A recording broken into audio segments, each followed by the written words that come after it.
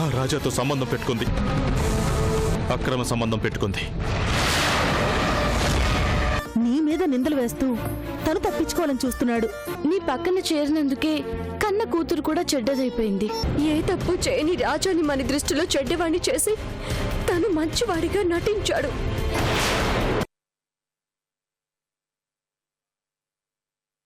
మాటలంత దగ్గరగా మనుషులుండరని అర్థమైంది. అయినా నేనెవర్ని? నీ స్నేహితుడు చెల్లెల్ని. నా హద్దుల్లో నేనుండాలిగా. వెళ్ళి వడ్డించుకొని తిను. అదేంటి మాధవి, వద్దంటున్నా బలవంతంగా వడ్డించేదానివి, అలాంటిది ఆకలి అంటుంటే అలా వడ్డించుకోమంటున్నావు? ఇక నుంచి వడ్డించడాలు ఓదార్చడాలు కుదరవండి. మీ ఇష్టం మీది, మీ తిండి మీది, మీరే పెట్టుకొని తినండి.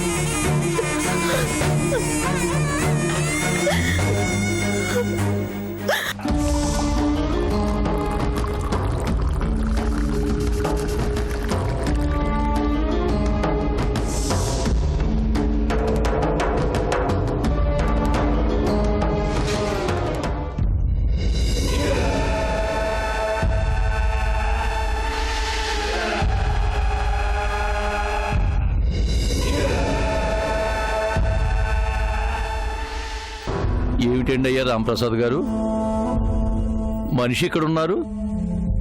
మనసు ఎక్కడో ఉన్నట్టుంది. మనసు విప్పి మాట్లాడుకోగలిగేది మందులోనే. చెప్పండి అయ్యా, ఏమిటి మీ సమస్య? స్నేహితుడిగా నేను చెయ్యగల సాయం ఏదన్నా ఉంటే తప్పకుండా చేస్తాను.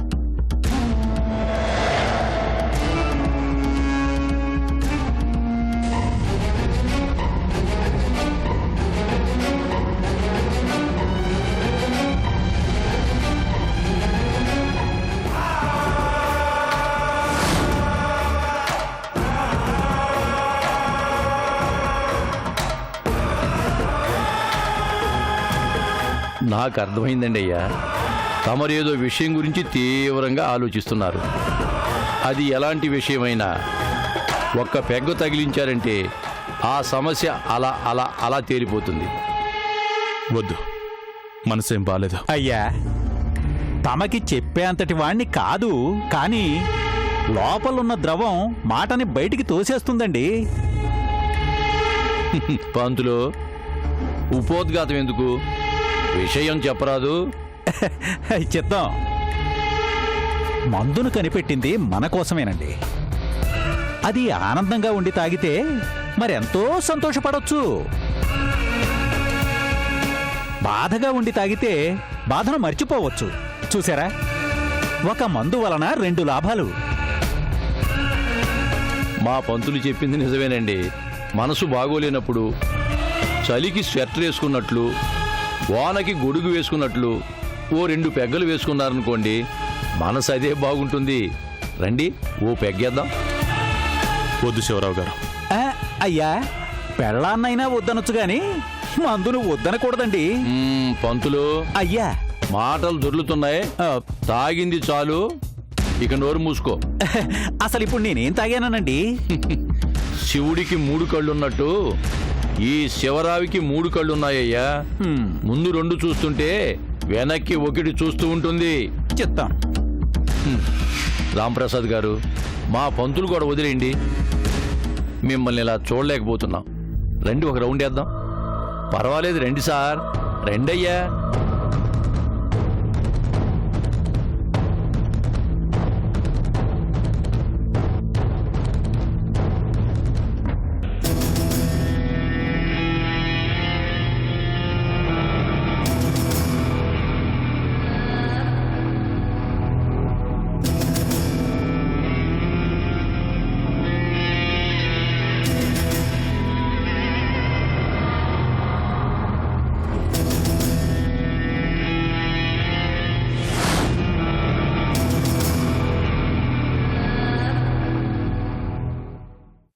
తీసుకోండి. ఒక పెగ్గకేం కాదండి, తీసుకోండి.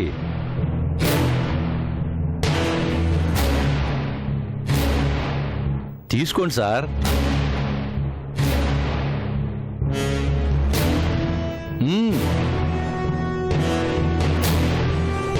తీసుకోండి సార్.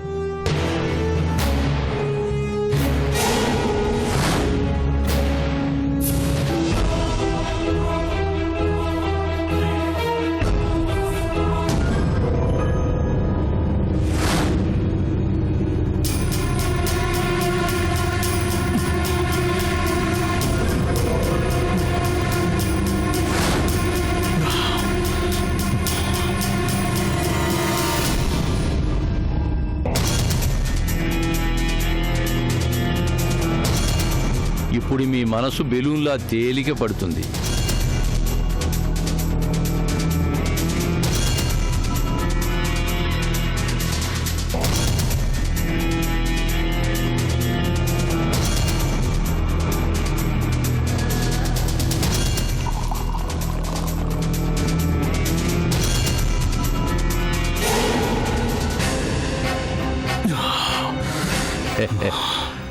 అదే సార్ ముందు మహిమ.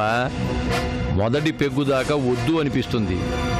పెగ్గు పడ్డాక ఫుల్ బాటిల్ తాగినా ఇంకో పెగ్గు కావాలనిపిస్తుంది.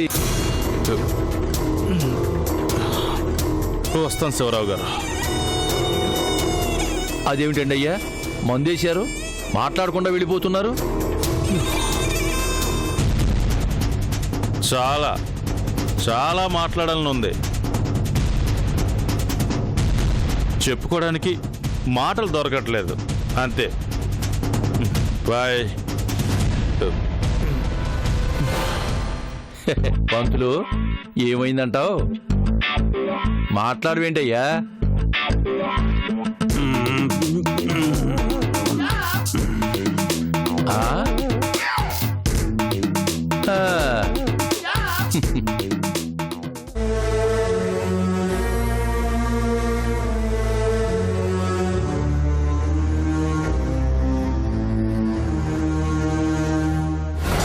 రానంత వరకు ప్రశాంతంగానే ఉన్నాం.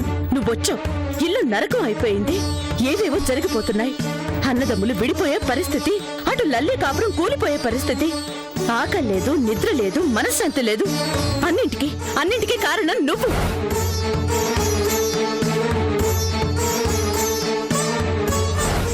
చందుకి మాకు దూరంగా వెళ్ళిపో. ఎక్కడికి వెళ్ళమంటారు? ఎక్కడికో అక్కడికి. ముందు వెళ్ళిపో.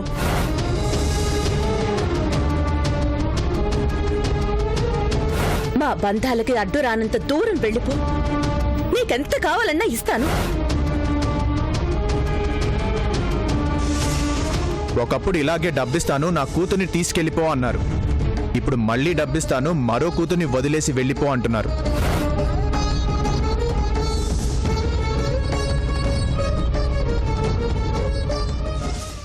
అర్చనా, అర్చనా, అర్చనా.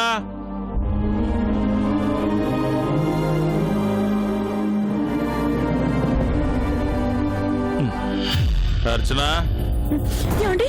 అర్చన. ఏమండి? ఏంటండి ఇది? సారీ అర్చన, సారీ, తాగేశాను. ఏంటండి ఇది? రంజిత్ కృష్ణ చూస్తే ఇంకేమైనా ఉందా?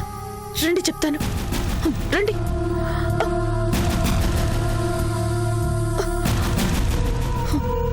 కూర్చోండి.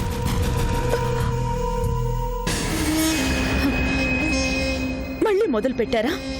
ఈ తాగుడుతో మనం పడ్డ కష్టాలు, అవమానాలు అన్నీ మర్చిపోయారా?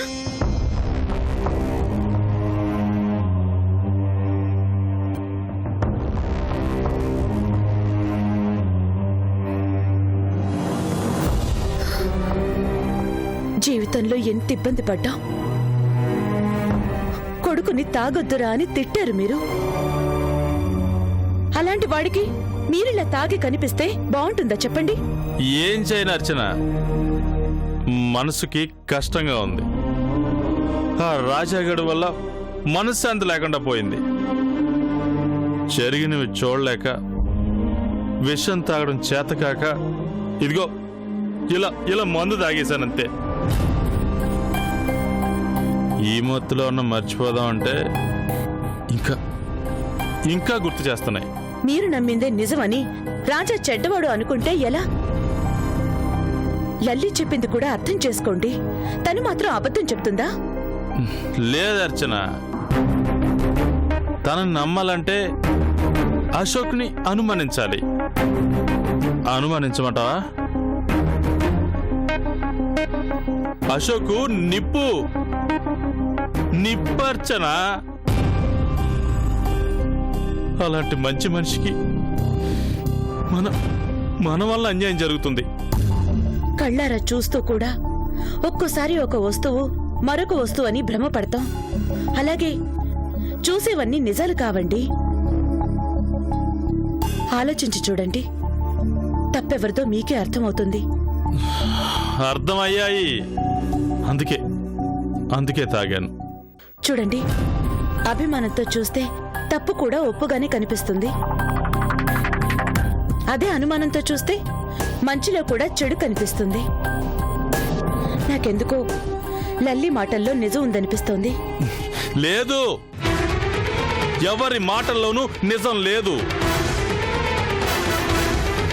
ఒక అశోకే నిజం, మిగతా అందరూ అబద్ధం.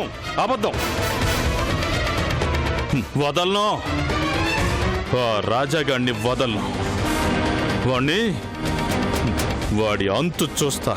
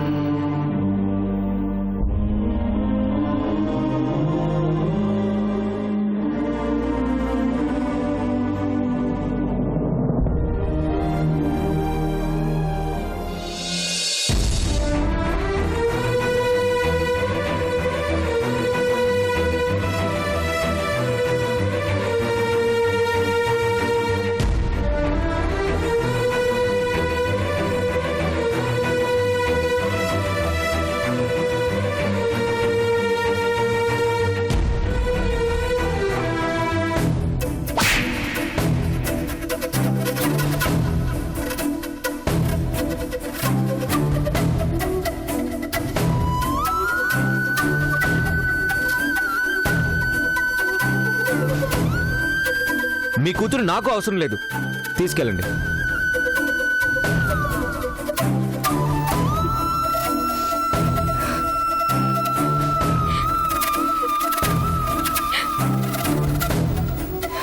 లలిత,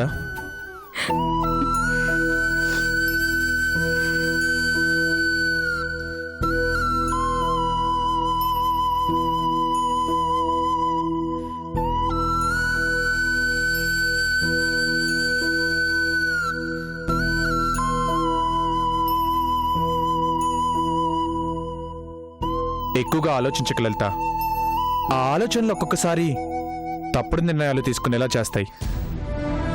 అందుకేగా క్షణం కూడా నన్ను వదిలిపెట్టకుండా ఇద్దరు కాపలే కాస్తున్నారు. బాధ ఎక్కువైతే మనసిచ్చే సలహా ఆత్మహత్య చేసుకోమనే. అందుకే చాలా మంది క్షణంలో నిర్ణయం తీసుకుంటూ ఉంటారు. ఆ ఒక్క క్షణం ఆగి ఆలోచించగలిగితే అదే మనసు పోరాడి గెలవమని చెప్తుంది. లేదు రాజా, మళ్ళీ అలాంటి నిర్ణయం తీసుకోను. నేనెందుకు చావాలి? తప్పు చేసింది తను, నష్టపోయింది మనం. అతని తప్పుల్ని మనం భరిస్తూ అందరం తప్పుకున్నాం కాబట్టే అతను ఇంకా మంచి వాళ్ళ చలామణి అవుతున్నాడు.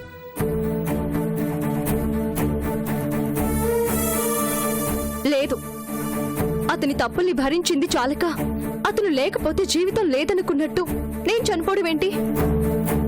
బ్రతికి చూపిస్తాను. అతని తప్పులు అతనికి తెలిసొచ్చేలా బతికి చూపిస్తాను.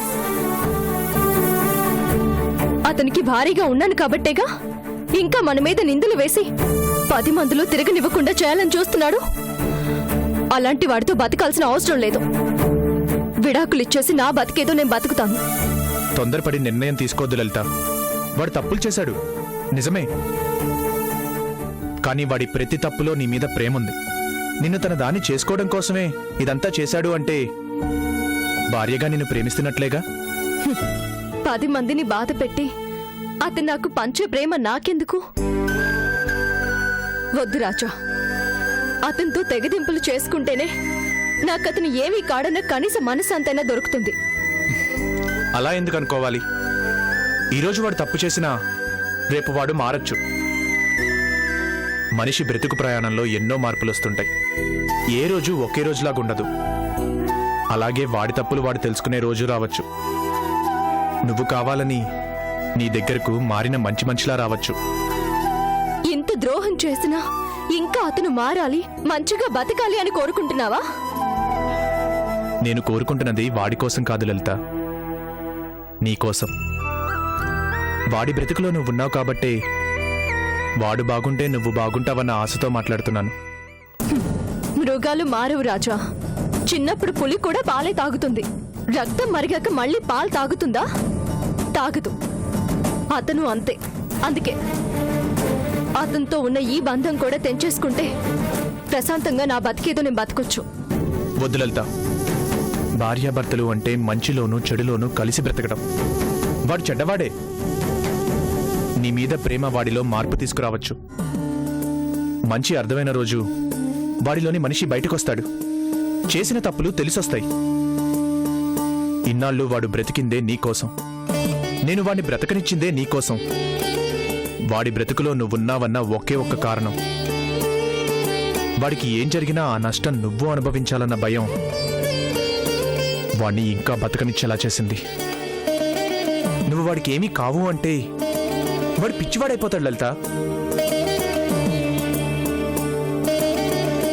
ఆ పిచ్చిలో వాడు ఇంకా తప్పులు చేస్తాడు. ఆ అవకాశం వాడికి ఇవ్వద్దు. కొన్ని రోజులు ఓర్చుకో. రేపనేది మన జీవితాల్ని ఎలా నిర్ణయిస్తుందో వేచి చూద్దాం. తొందరపడి నీ జీవితాన్ని వాడి జీవితాన్ని ఇద్దరి జీవితాల్ని పాడు చేసుకోవద్దు.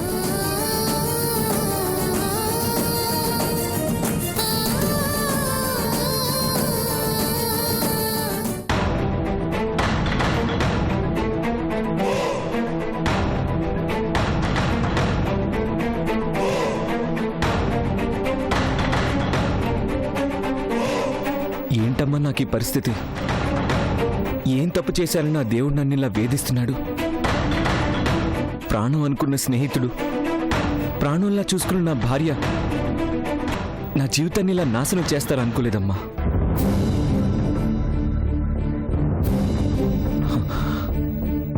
ఏం తక్కువ చేశానమ్మా రాజాకి? నన్ను నా స్థాయిని మర్చిపోయి వాడితో స్నేహం చేసినందుకు వాడు నాకిచ్చే బహుమతి ఇదా?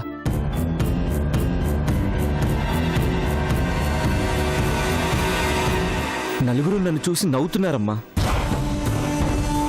లల్లి అంటే నాకెంత ఇష్టమో నీకు తెలుసు కదా. తన్ని ఎలా చూసుకున్నానో నీకు తెలుసు కదా. అలాంటిది నన్ను వదిలేసి నా స్నేహితుడితో వాడు ప్రేమించాడని తెలిసి నా స్నేహితుడి వల్ల ఒక అమ్మాయి జీవితం నాశనం అయిపోకూడదని, ఆ చెడ్డ పేరు నా స్నేహితుడికి రాకూడదని ఆ రోజు లల్లి మెడలో తాళి కట్టాను. అది తప్ప అమ్మా? ఇప్పుడు కూడా లల్లి తప్పని నేను అనడం లేదమ్మా. రాజా కావాలనేలా చేస్తున్నాడు. చేయని తప్పుకి నా మీద కక్ష కట్టి నా ఉద్యోగం పోయేలా చేశాడు. అంతటితో వాడి పగ తీరలేదు. పాత ప్రేమను గుర్తు చేసి లల్లి దృష్టిలో నన్ను దుర్మార్గుణ్ణి చేసి ఈరోజు నా లల్లిని కూడా నాకు దూరం చేశాడు. ఊరుకోయ్యా, నిన్నెలా ఓదార్చాలో నాకు తెలియటం లేదు. అసలు దీనంతటికీ కారణం నేను. అసలు నీ దగ్గరికి రాకుండా నా చావేదో నేను చచ్చుంటే ఈరోజు నీకు కష్టం ఉండేదే కాదు. వాడు చేసిన తప్పులకి నువ్వు కారణం ఎలా అవుతావమ్మా? వాడు బాగుండాలి అని, వాడికి చెడ్డ పేరు రాకూడదని ఆలోచిస్తే ఈరోజు వాడు నన్ను నలుగురిలో నవ్వులు పాలు చేశాడమ్మా. లల్లిని ఇంతగా ప్రేమించిన నన్ను కూడా అసహ్యించుకునేలా చేశాడమ్మా. ఇదంతా వాడు కావాలని చేస్తున్నాడమ్మా. అశోక్ భార్య రాజాగాడితో ఉంటుందని నలుగురు అంటుంటే చచ్చిపోవాలనిపిస్తుందమ్మా. చచా, ఏం మాట్లాయావి? నువ్వు నువ్వు చచ్చిపోవాల్సిన కర్మ నీకేంటి? తప్పు చేసింది వాడు, పగబట్టి నీ జీవితాన్ని నాశనం చేస్తుంది వాడు. వాడు బాగుపడ్డా నీలాంటి మంచి మనిషిని బాధ పెట్టి వాడేం బాగుపడతాడయ్యా? ఇంతకింత అనుభవిస్తాడు, నాశనం అయిపోతాడు. ఎంత నమ్మానమ్మా వాణ్ణి. నాతో సమానంగా ఉండాలి, నల్లగా దర్జాగా బతకాలి అని నేను కోరుకుంటే నా బతుకుని నా నుంచి లాగేసుకున్నాడమ్మా. నా లల్లీనే నా నుంచి దూరం చేశాడమ్మా. వాడింత నీచానికి దిగజారుతాడని అనుకోలేదయ్యా. తప్పులు చేస్తున్నాడు, తప్పుడు దారిలో బ్రతుకుతున్నాడు అనుకున్నాను, కానీ చివరికి నా స్నేహితుడి భార్య అని కూడా చూడకుండా ఇంత దిగజారి బ్రతుకుతాడనుకోలేదు. లల్లి లేకుండా నేను బ్రతకలేనమ్మా. ఏం చెప్పాడో, ఎలా మాయ చేశాడో నా లల్లి మనసు మార్చేశాడు. తల్లిదండ్రులను కూడా కాదని వాడితో ఉంటుంది అంటే నా బాధని నేను ఇంకా ఎవరితో చెప్పుకోవాలమ్మా? నా స్నేహితుడే నా జీవితాన్ని ఇలా నాశనం చేస్తాడని అనుకోలేదమ్మా. రాజా సంతోషంగా ఉండాలని నేను కోరుకుంటే నా జీవితంలో సంతోషం లేకుండా చేస్తున్నాడు.